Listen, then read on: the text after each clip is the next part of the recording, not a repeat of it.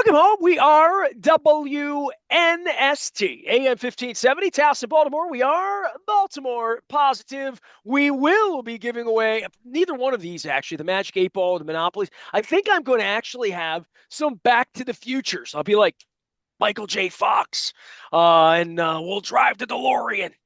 I like to drive the DeLorean back to 1983 right now. It's 79 would be fine for me. We can lose a World Series in seven. I'd be okay with that at this point.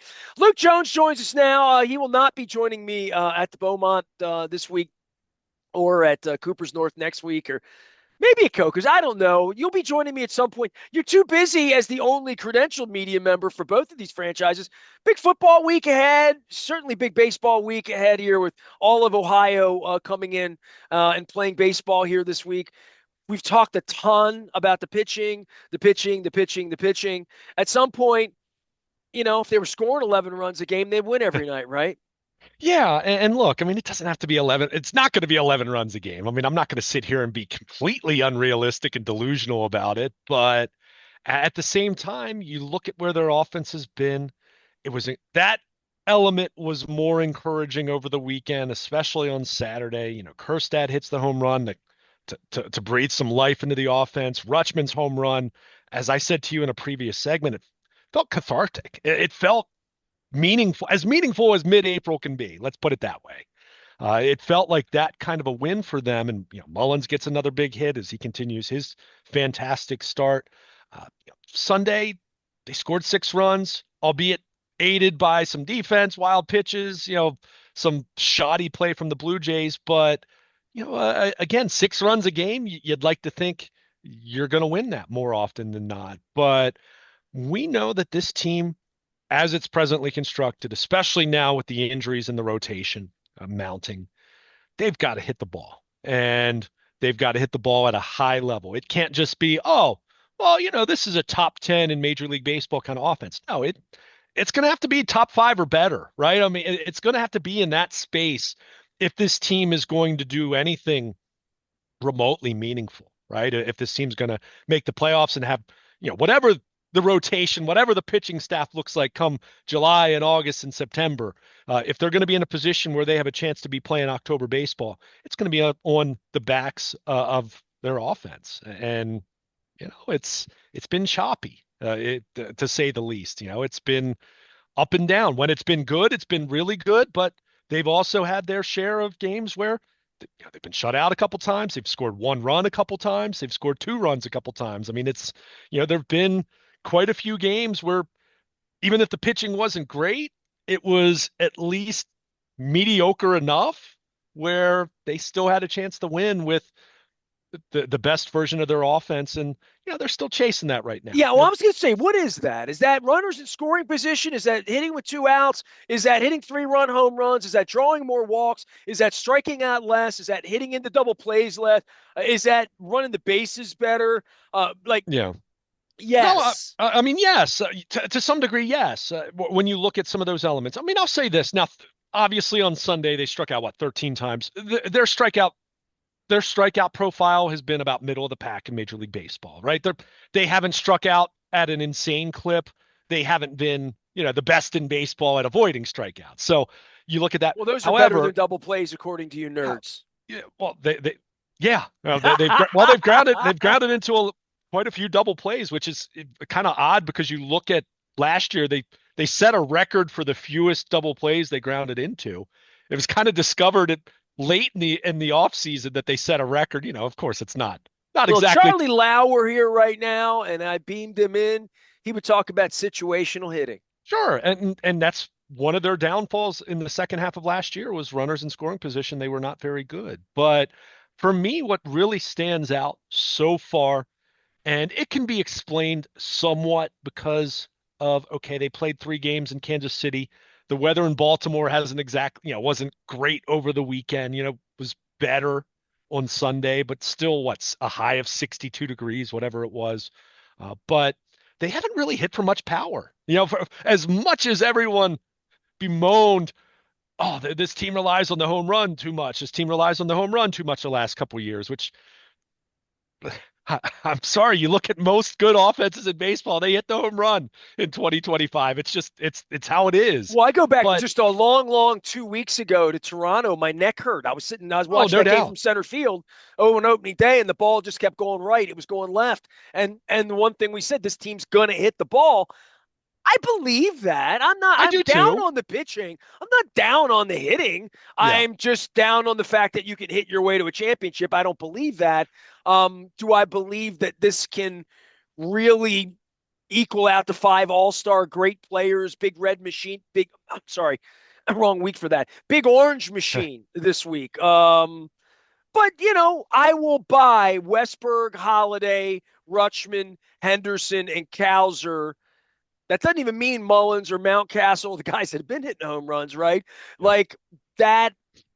When I look at the young core, those five that I give you, I'll give you that. I'll put that up against the five from the Cubs 10 years ago. Or I was thinking about Fred Lynn and Jim Rice the other day because they had a big thing there. But just like whatever that youth movement would be, the Orioles in 79 when they kind of had Eddie Murray coming together, and even Cal in 80, 83, 82, 83. But I'll buy that this dog will hunt. For me, the offense, the players, position players, you can win a championship with them. So I'll begin the second half here where maybe I get my press credential back by saying Nah. nice things about the offense. Well, it's going to have to do that. Oh, or they're not going to be very good. I mean, period. If they don't hit and hit at a high level, then they're going to be a team that, I don't know, is 500, sub 500, whatever. I mean, they've got to hit at that kind of level. And so far, I mean, Mullins has been fantastic. You go up and down the names in their everyday lineup, and acknowledging Cowser's out for at least another month, month plus. But yeah, they've gotten mostly decent individual performances. I mean, some guys have been better than others. I mean, Gunnar Henderson obviously missed the first week of the season. He didn't get many spring training at bats. He had 5 games on a minor league rehab assignment. You're hoping Sunday, the 3 hits he had on Sunday, that's a sign of more to come. And I will also say, this is where you do look at Statcast and some of the not so much even sabermetrics, but batted ball data. Gunner's been hitting the ball hard. I mean, he hasn't gotten the results. He hasn't hit the ball in the air a whole lot. He's hit a lot of very firm ground balls. So I don't think necessarily you look at his numbers. I think it's looked better than what the stats would reflect, as far as his at bats. So you're still waiting on him. The guy that I was just looking at this as we were getting ready to begin our segment, Jackson Holiday had that 3 hit day in Kansas City, the game that they won. I think he's 0 for 17 since then. So, he's been, he was off to a good start. He struggled Well, he is since not then. proven, right? I mean, that Sure. Henderson, we say proven. Cowser more proven because of last year, despite the holes and the streakiness. Westberg to me might be the best of the pack. And Rutschman, I don't know. I don't know. I mean, But I Westberg keep hasn't been very good since the first series. Yeah, and he's dealing with something. I mean, the Orioles have suddenly become a hockey team where Brandon Hyde referred to it as an upper body thing. I'm guessing it's the back, because he had a little bit of a back issue. well, Uh, back's a dur- real problem well, I as a mean, guy who has a back issue. it depends what it is. I mean, if it's something that that's kind of lingering, that's a muscular issue, then okay, maybe at some point maybe it's right. But if heaven forbid, if it's a disc issue or something like that, then yeah, you start to worry about it. I'm not sounding the alarm. I'm just telling you, what he's kind of been dealing with, Well, and that would since. be a hell if they're going to lose more than Cowser. Well, That's where in I'm the not, last but segment I'm with Debbie Downer and whatever nasty Nestor, whatever you want to call they've me. got to stay healthy. I mean, pitching. There's going to be more injuries. There just are. Well, if there Yeah, are, but if they can't stay healthy, I mean, if they can't get healthier on the pitching side, and if they're going to, then they're not going to go anywhere. And I would agreed, say that about agreed. most teams. I think even teams that have insane money payrolls, you get to a certain threshold with injuries where you just say, what do you Well, I mean, expect? you're doing the Birdland Caravan speech for them to go out next year if it doesn't go so well, because all you have to do is frame up the injuries to the pitchers. That's all you have to do. And now you take Cowser out. If any other the legs on the table start to fall more, I don't. Yeah, I, I mean, and and it's again, that terrible that we're in the middle of April and Masters and all that happened and the draft next week, but and that we're so sort of dour on this, but we've watched a lot of baseball, you and me, and Yeah. and if it's going to happen, it's going to happen because they hit the hell out of the ball. Yeah. And look, it's very early, right? We're just at the point now where we're hitting the 1/10 of the way through the season. That said, it's the eyeball test. It's everything about it, right? I mean, before Saturday, going into Saturday, where Saturday I think might have been their best game collectively, where they, not that Sagano was great as the starter, but he didn't give up 6 runs or get chased in the third inning. Their Uh, pitching it, gave them a it was chance. competitive, right? It was good enough. The bullpen was good. The offense came alive in the middle to late innings. The defense was excellent. It was the best defense they've played all year. So, but prior to Saturday's game, I mean, that's where you look at this thing and say it's not just that they lost; it's the way that they've lost, and it's looked sloppy, and they haven't run the bases well, and they have weren't playing very good defense on the last road trip, and that's where you say because the pitching is where it is, right? Even if we talk in terms of trying to be more optimistic that they get some of these pitchers back, and I'll throw out I'll give you a positive on the pitching side. Kyle Bradish threw his first bullpen over the weekend. That doesn't mean he's back in the next month or two, but if you're eyeing a pie in the sky best case scenario for him to be back after the All-Star break, then there you go. He's throwing bullpens now. But everything about the pitching that we acknowledge, the weakness, the injuries, the question marks, whether it has enough upside, whether they have enough arms in the bullpen, if Batista's going to be able to throw back-to-back games at some point later in the year, all those questions fully acknowledged. You look at where they stand, they have to do the other little things really well. This team has to play good defense, especially on the infield. Right now, because of the Cowser injury and what that means for their outfield defense, they're not going to necessarily be great on the corners. They have Mullins, and Mullins covers a lot of ground and plays Gold Glove caliber defense at center field at his best. But their infield defense needs to be on point and needs to be playing at a high level. They have to run. They can't run themselves into outs. They have to do the little things well on top of pounding the baseball. I mean, that's how this team is Basically, going to win watching the games. Blue Jays on Sunday as a Do film the on how not opposite. to play the game, right? Right. Well, I mean, the way the Blue Jays now they won because Gregory Soto gives up 3 runs in the eighth inning, but the Blue Jays, the things that they did on Sunday, we've seen too much of the Orioles doing that over the first 2.5, 3 weeks of the season. There's no question about that. They have to be sharper, and that's where it's funny to me because you may you may be aware because you're on social media like I am. Brandon Hyde's detractors can be quite loud, and they'll pick apart lineup decisions and bullpen decisions. Even though I'll say over and over that's a much more collaborative operation than Then field apparently managed. some of these yo-yos out on the I, internet think look, it is, well, I like don't, but I literally. don't.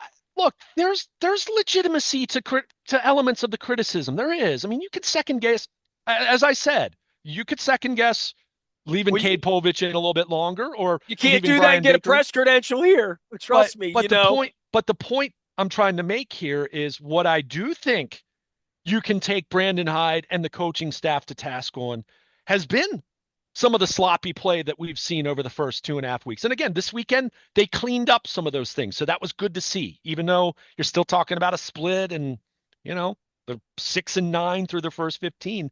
But those are the things to me, especially coming out of spring training when you've seen guys thrown to the wrong base or someone running into an out. Those are the kind of things where I say, what is the coaching staff doing? What did you accomplish during the spring if that's sloppy the first and second week of April, let alone where it's going to look come July? So I think that's a very fair criticism, but we tend to because it's easy to talk about and it tends to be low hanging fruit, lineup decisions, things like that. And I'll also point out Saturday and Sunday, the first time all year we've seen the same lineup in back-to-back games. So, they had a good offensive performance on Saturday. Got off to a good start Sunday, and they scored 6 runs ultimately. Should be good enough. But you're hoping maybe they're settling into, that now that Gunnar Henderson's back, he's at the top of the order. You're hoping that his 3 hits on Sunday is another sign that, he's going to start getting the results. I mean, of all the things to worry about, Gunnar Henderson's near the bottom of the list for me because, like I said, he's hit the ball hard, even if the numbers, the batting average and the power hasn't come yet. But you just look at this thing top to bottom. They've got to play sharp baseball. They've got to be a smart team. They can't run into outs. They've got to play good defense. As I said, I really like the way that their infield defense played on Saturday and Sunday overall. They've got to turn double plays. I mean, a pitcher's best friend is a double play, right? I mean, this team, they need a lot of best friends on that front, for this pitching staff to try to navigate 27 outs. But it's all going to come back to they've got to hit, and they've got to hit at a high level. And it's good to see Ryan Mountcastle take advantage of the new left field wall on Sunday. Finally hits a home run. In fact, Mountcastle had gone, I think, 41 games going back to last year without a home It's run. I got to mean, be a weird thing in that guy's head, back oh, and forth of the years of being here and him being who he is and the way he profiles. yeah. I mean, let's face it. For as much as the pitchers love the wall being moved back the way it was 3 years ago, I mean, he was numero uno in terms of guys that hated it. I mean, Trey Mancini was basically out the door when they did that. I mean, Trey didn't like it either, obviously. These guys are pros, right? I mean, they're not being malcontents over it. Let me be very clear. But I'm sorry, if you're a right-handed hitter and you are looking at that, You just yeah, made my job harder in my home yeah. I ballpark, mean, it's right? even if you have the best growth mindset you can find and you say, you know what? I'm going to play hit to all fields. I'm going to value doubles and all that. It's still going to mess with your mind. It's still going to hurt you. And I don't, I wouldn't dispute the very distinct possibility that has it harmed him, not just in terms of what StatCast would tell you in terms of he lost more home runs than anyone over the last 3 years, hitting, playing half his games at Camden Yards, but also just the psychological element to that, where you might develop some bad habits or you might change your approach. He's become more of a hit to all fields guy, which might sound good at face value, but if Does your it have game more is value when it's contracted well, though? it's not just that, but it's also okay. There's hitting the other way, and there's hitting the other way with authority. I mentioned to you in a recent conversation that we had talking about Heston Kjerstad, and so far this season, and finally, he hit a home run on Saturday, he pulled a double on Sunday. That was good to see. So, maybe some signs there that he's going to get going, hitting the ball with more power. But what we've seen from Heston Kjerstad the first couple of weeks was a lot of weak contact to the opposite field. Heston Kjerstad wasn't drafted second overall to be, a guy that is a contact hitter Well, that, if you're behind in the count, you're playing defense. If you're, sure, I mean, ahead in the count, you're whacking. right. There's And nuance. Let me be clear. There's nuance to that. I'm not saying pull it 100% of the time, but my point with someone like Heston Kjerstad, if he's going to max out his value, he's going to hit the long ball and hit for power, right? Because he's not a great defender. He's not a guy that's going to steal a ton of bases. So what is he going to do if he's going to be a valuable commodity for you? He's going to have to hit for power. So good to see that from him, over the weekend. But, you just look at this group right now and, they're waiting for Gunnar, right? I mean, Holiday has, got off to a good start, has struggled the last week. Mullins has been their MVP so far. I mean, he's been fantastic. O'Neill hit a home run, hit his first home run since opening day on Sunday. That was good to see. Offensively, he's been fine. Been a little disappointed in O'Neill's defense, especially a guy that's a former Gold Glove winner. At the same time, he's also had a ton of injuries. And at some point, it's like, okay, those injuries take a toll in terms of a player maybe not moving quite as well, but also, do you want him diving all over the place for balls, knowing that that could end up landing him on the IL? So, there's some of that at also, play there's a at little bit of work. don't run on him that maybe they're running on him a little bit too. So Yeah, yeah. So I mean, that's why I kind of said that their infield defense needs to be great because that's where I said on the corners, their outfield defense without Cowser, well, that's the it's rubber not going to be band of great. pitching too. Is the guys put the ball in play, you got to catch it. Sure. That's why everyone's chasing strikeouts in the modern game, right? I mean, you don't have to defend the strikeout, and that's where the Orioles don't have a whole lot of that Oh, and right that's now. why they come for this kind of wisdom on the internet. Luke Jones is here. He is Baltimore Luke. We're doing some baseball here. On the hitting side of this and on the pitchers they're seeing. And one of the things for me with this whatever the platoon system that they have in mind to give Rutschman days off, to let Sanchez play, Yeah, to have Laureano feel like he's a part of the team, except when he's got the bat on his in the 10th inning and the game's on the line. And do you really want him in there against Hoffman, right? Like right. I I I, I don't know around the fringes where they have picked the other players. And I mean not the starting 8, 9, 10, 11. I'm talking about 12, 13, and what they want out of Mateo, what they're looking for from Urias, which is not to play every day because Westberg's hurt last year, or even the outfield situation now where you lose Cowser and you're like, well, I mean, Mullins has been better than Cowser would have been. There's a point in all of Well, you this want where both of them out there. That's the problem. ideally, Yeah, or you want Kerstad to emerge yeah, and be that guy. None of that's happening right now, and the Henderson part for me of him missing the first week leads me to be a little bit more reserved in my judgment because I am convinced the pitching's never going to be any good at this with this group. yeah. I Not am going to argue with convinced you. I am convinced the hitting can be very good. I'm convinced the defense can be good enough, but I'm also convinced that, and I'll go with John Harbaugh's, biblical phrase of best version of themselves on any given day, best version of all of these guys for where their ceilings are. Holiday, Rutschman, you're down on Westberg after the weekend, and he's got to back this and that, and but whatever the all-star version of all of those, the potential of all that is really the potential of the franchise. Now that the Sure. pitching's gone, the potential of the franchise is we've got three guys we can put on the wall that look like Brooks, Frank, and Boog, and or Luis in this case, but that doesn't do me any good. Um, that they have those kinds of foundational players, and the disappointment that I see. And I saw a big soliloquy up on the Baseball Factory page that looked like it might have been written by Rick Dempsey. I have no idea. In regard to you have this young talent and you surrounded him with Charlie Morton, Kyle Yeah, Gibson, Stagano, like that disappointed Dave Shine a month ago. That disappointed sure. John Eisenberg a month ago. All of you, meanwhile, I'm just begging to get my press pass back. Oh, pretty please.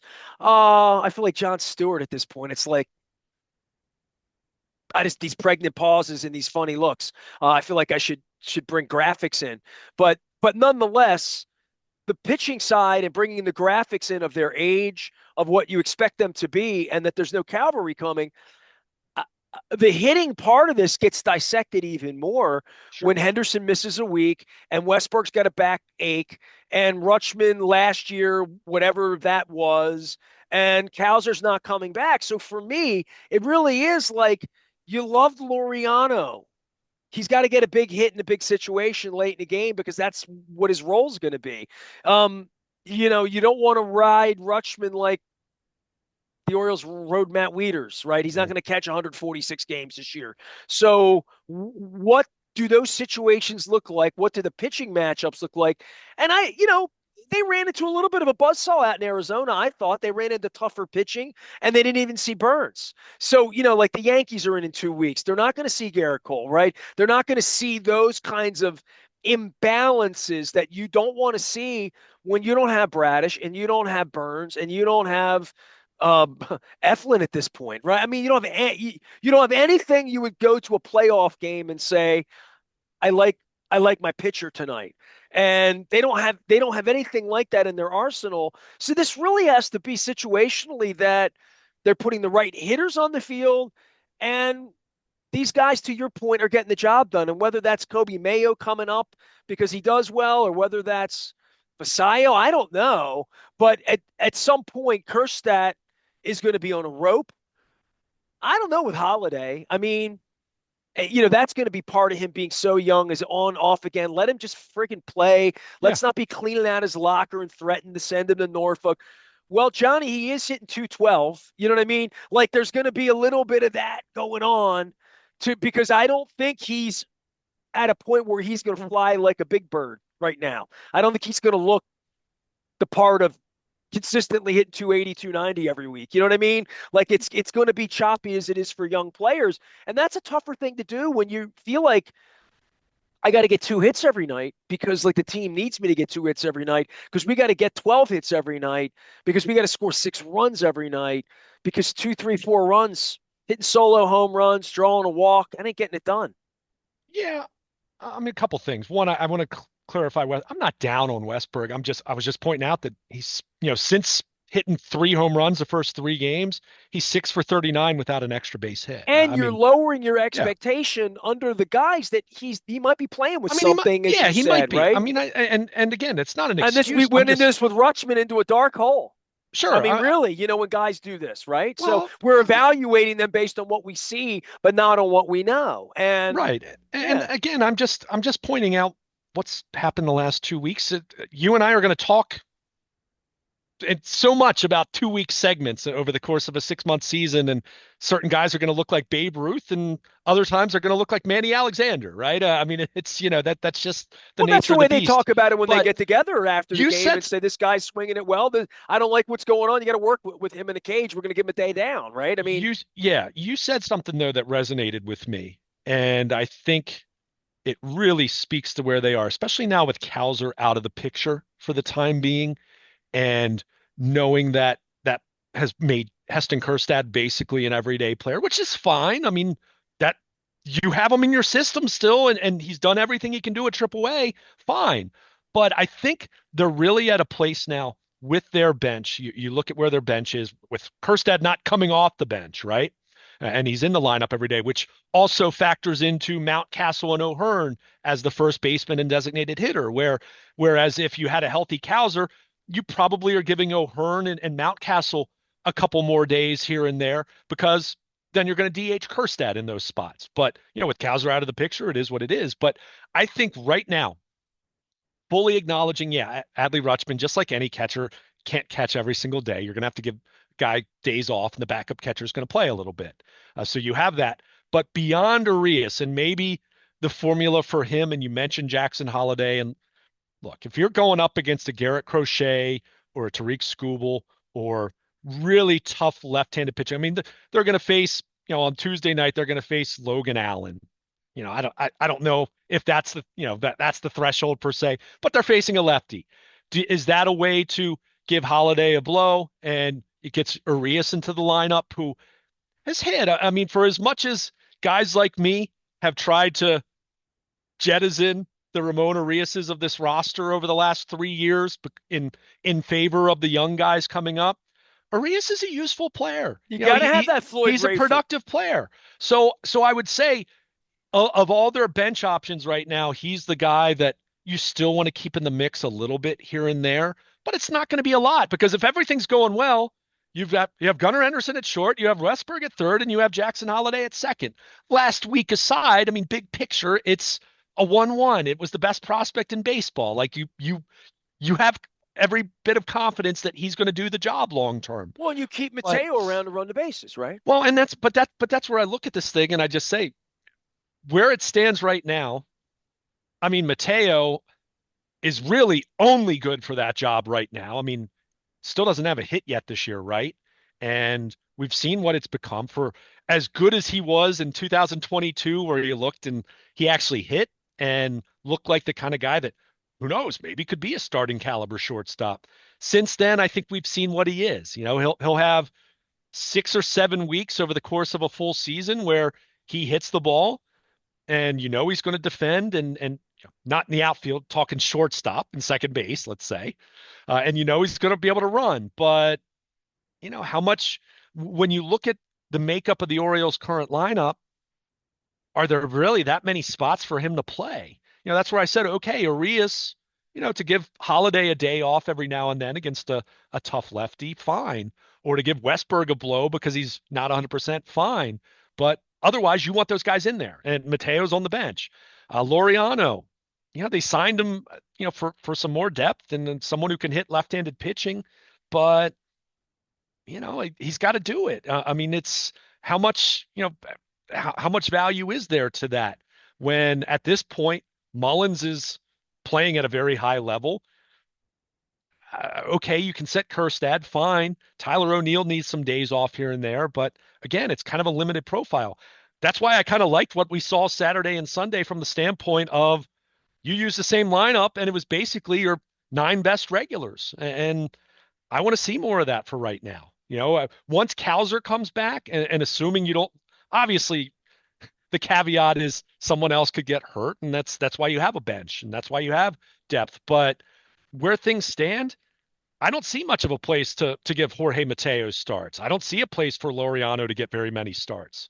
Or like I said, Arias is kind of the one guy on the bench where I say, okay, try to see if you can get him a couple starts a week, but And when they're Sanchez starting. plays, you want Rutschman at DH, right? Yeah, sure, sure.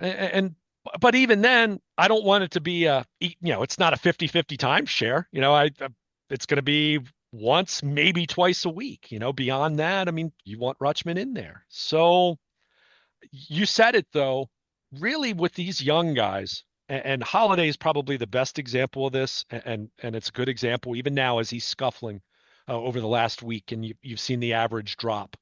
Um, I still want him to play because I kind of look at this and say, long term, what's the real benefit to him? You're sitting him if the alternative is Jorge Mateo playing second base that night, right? I mean, it's not like it's another Well, it compelling. became his job when Norby went away, right? Just in a Sure, general sense, because right. Norby would be a guy that they would sandwich in here. I mean, maybe, right? Maybe, Well, but if he couldn't do it, if he couldn't right, do it, yeah. sure, sure. If he were hurt, But yeah. clear, but you at some point in time you're just like you've got to sink or swim with these young guys, and there's no reason to think that Jackson Holiday can't do the job. And I'll point out, even as he has struggled over the last week, we're not seeing the strikeout rate be insane like it was last year. It's still high. He still strikes out a little too much, but it hasn't been where I mean, like early last year, he was striking out in half of his at bats, right? I mean, it was extreme. I'd like to see him walking a little bit more. I do think I've seen some numbers, and obviously we can keep track of umpire grades and things of that nature. He's gotten rung up on some tough calls. I'll say that, and that in 2 weeks that's more meaningful than it is over the course of a whole season. But I just play him. Play these guys. Heston Kjerstad, play him. But because Okay, I finish your thought no, I because was just I going to want to say take that to Brandon Hyde. I do. but it just comes down to what is Ramon Laureano like? What are you getting out of that? I That's mean, on Elias, right? And that's on if Cowser goes down, this is what it's going to look like. You got to sure, play that game, right? If this guy gets hurt, what's this going to look like? you do, but at the same time, I mean, I want to find out about Heston Kjerstad. He's 26. He's not a Well, they've young just given man. you that opportunity. It may cost you half a season if he hits 212. Well, but what's Ramon Laureano going to do? I got you. You know what I mean? Like that's what I mean. It's not like you have an all-star sitting on the bench, right? So And I'm with you. 2 years ago, you felt differently about Mateo and Urias as a backdrop to this, and O'Hearn coming into this, and more yeah, bats. I don't feel like you feel that way right now about Mayo this minute. That he's going to be a real contributor here this year, yeah, he's got. I mean, he's got to get him. and It the looks, jury's out on whether Kerstack can be a contributor here. yeah. I mean, especially if he's going to be anything resembling a starting caliber contributor, or is he? If Cowser were healthy right now, Kerstad would have been the guy that maybe comes off the bench and gives you an at bat late in the game. Pinch hitting for I don't know. I mean, And he's got to succeed at that. That's a completely different job. sure, sure, and Yeah. that's why for me the silver lining to Cowser being out, and believe me, Cowser being out hurts. I mean, he's the defense alone and the flexibility it gives your outfield to rest a Cedric Mullins against some lefty starters, which ideally you'd like to do, but they're not really in a position where they can do that because what are you going to put Laureano in center? I mean, I don't think that's a great defensive fit at this point in Laureano's career. 3, 4, 5 years ago, sure, but I don't think he's really a guy that you want to start in center field very often. And that's where I kind of beg the question right now.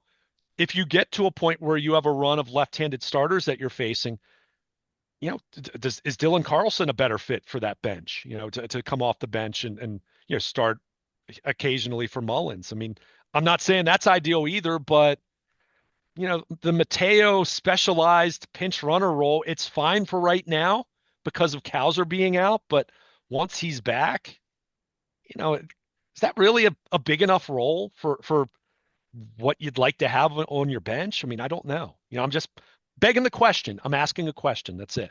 But for me, it really comes down to they've got a starting nine at this point that kind of what you want to trot out there just about every single day, acknowledging that, yeah, Rutschman needs a couple more days off as a catcher than your typical, than your other position players. But, and guys are going to need a blow every now and then, but, just they got to play these guys and they've got to perform and they've got to perform at a high level. I mean, it's just kind of is, it's why they drafted these guys, right? It's why they made Holiday 1-1 and these other guys are first round picks or second round picks. I mean, it's what their entire rebuild was based on that, because it certainly wasn't drafting pitching early. So that's what they need, and that's what they need these guys to do. And it is tough. You made the point about, it's kind of the, heavy as the crown, so to speak, when you're someone like Jackson Holiday, where you're 21 years old, and not that they're asking you to bat cleanup, but you need to be consistent. You need to play like a 1-1. You need to play like the top prospect in So baseball. for me with him, if we had talked about this with Shining, if he hits 260 and 12 home runs and drives in 58 runs and gets on base a little bit and draws some walks and that's an average profile Yeah. second baseman and whatever as a 21, 22-year old, to say that the next step is we're going to get you up to 278 and you're going to hit 19 home runs the next year. And by the time you're 25, you're going to be a guy that can hit 300, you can hit 30 home runs, you understand the game better, and you're 25. Yeah. And And let to me be expect everybody to be Gunnar Henderson or Bobby Witt or whatever sure. that is, the next level down is not bad.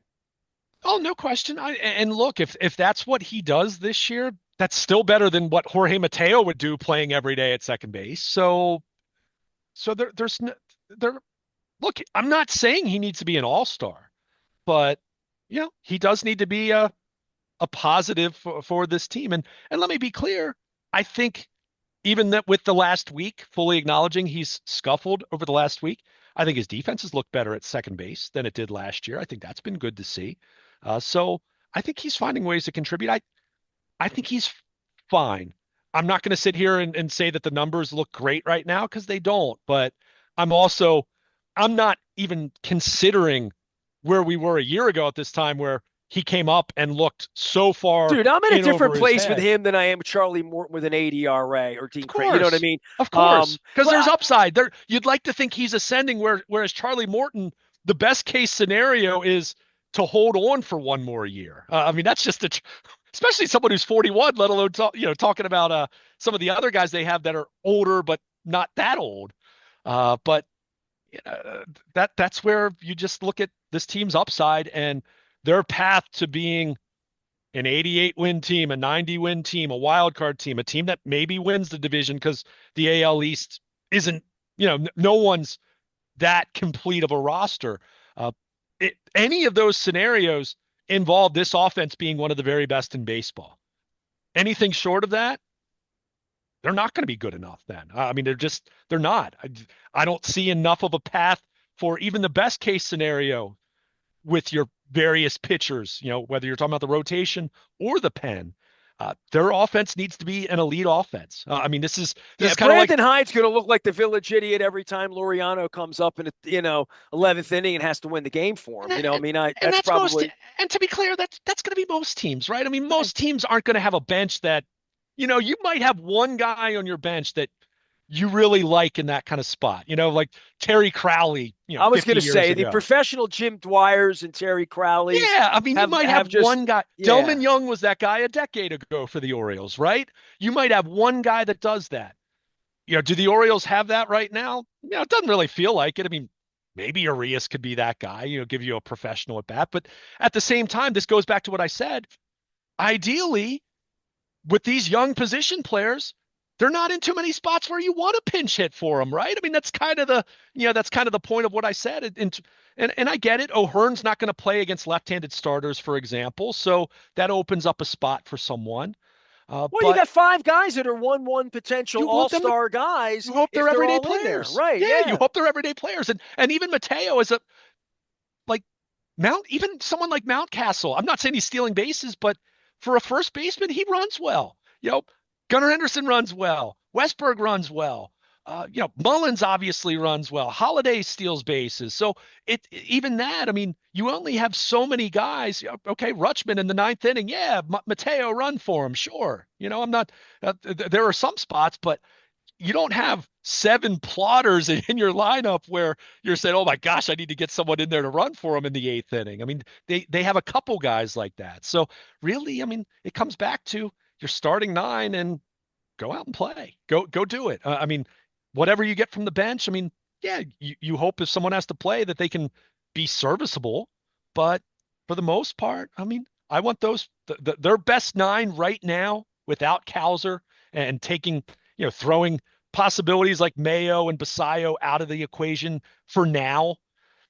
Go play. I mean, it sounds very simplistic. It's a Captain Obvious kind of thing to say, but it's just kind of where I am right now. I mean, I want Jackson Holiday to play every day, and I get it. He's going to have some ups and downs, but I think in the big picture sense, and as 2025 continues, you're going to be better for it rather than being in a position where, oh, he's really scuffled the last 4 or 5 games. We need to sit him down. And I don't think they're going to do that this year with him.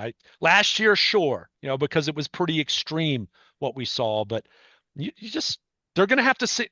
You're going to have to sink or swim with these guys. I mean, this is everything your franchise was built around, and go play. And you need those guys to hit, and I think they will, but they need to hit at a higher level than they have over the first 2.5 weeks. I mean, that's just reality with the state of where their pitching is right now, and whether that's fair or not, it's where they are. Luke and I have made it through a whole segment without calling the Cleveland team by their old nickname. We'll see if that holds up all week. The Guardians, the Guard, the mighty Guard coming in this week, as well as some of my Cleveland Mafia. I'll be checking in my whole Ohio Mafia. I got the Cincinnati people coming in too. It almost feels like an old school AFC North matchup. NFL draft is next week. Luke is monitoring that. We have Mike Tanier on. For all you old timers, I think Jordan Westberg's going to be my favorite Oracle because he wears number 11. No particular reason, but I did have Doug DeCinces, my other favorite number 11, on last week as well. I hope you find all of this cool stuff that we've been doing on the baseball side. Barry Bloom joined me last week from Sportico talking about the business of the team. I also have some other business folks this week as Mr. Rubenstein gives away bobbleheads on Saturday night because we all need a owner bobblehead and a hat. All I'm looking for is my legitimate press credential, Mr. Rubenstein. That's all. My dear Katie Griggs letter is coming this week as well, and the emergence of the Reds coming to Baltimore. I can't think of the Reds coming to Baltimore without thinking of Sparky Anderson and Earl Weaver. So, uh, I hung out with Sparky once, Luke. It was life altering when he managed the Detroit Tigers. I used my press pass every time the Tigers came to town. I would make sure I was there at the end of the game so I could be at Sparky's post game, where he would sit there in his jock and eat food off the plate and spittle at you and talk to you and stuff like that. And all I could think about, 1970 and the big red machine, being a kid. So the Reds and the Orioles playing baseball. It still screws up an old guy like me, but we're going to get to it later in the week. Big week, draft, baseball. We even had a little golf tournament over the weekend I might talk about before it's all over with your Maryland Crab Cake Tour is moving to Beaumont this week. We'll see you out there on Wednesday. Next Thursday, we will be, Thursday, next Wednesday, we will be at Cooper's North, and then we'll be at Coco's Pub on the 30th as well. I'm getting my Wednesdays and Thursdays all screwed up. Please refer to the Baltimore Positive for all the official details.